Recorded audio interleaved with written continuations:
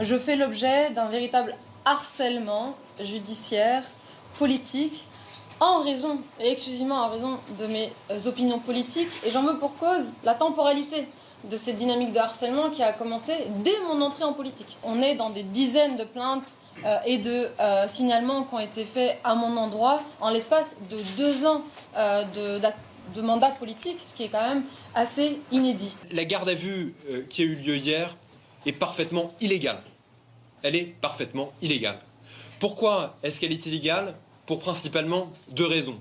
La première raison, c'est qu'il y a eu un dévoiement de la procédure de flagrance par le parquet qui a fait le choix de recourir à cette procédure parce qu'il sait que c'est le seul moyen que l'immunité ne trouve pas à s'appliquer. Et non seulement vous n'avez aucune drogue consommée par Rima Hassan, et vous avez la confirmation par le test urinaire qui a été fait qu'il n'y a pas de consommation de drogue ou de stupéfiants de Rima Hassan.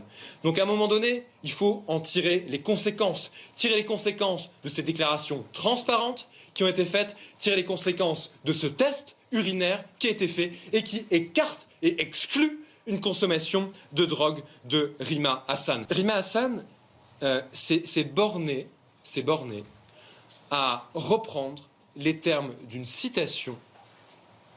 Cette citation, j'ai consacré ma jeunesse à la cause palestinienne, tant qu'il y aura oppression, la résistance ne sera pas seulement un droit, mais un devoir de Kozo Okamoto.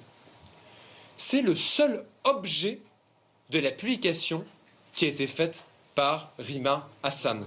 De façon extrêmement claire, pourquoi est-ce que cette publication a été faite ? C'est uniquement en lien avec la constatation d'un état d'esprit, d'une philosophie de résistance à l'oppression, et c'est une publication de reprise, mais qui à aucun moment ne vient faire l'apologie, ne vient faire une quelconque provocation des agissements qui ont été reprochés à cette personne.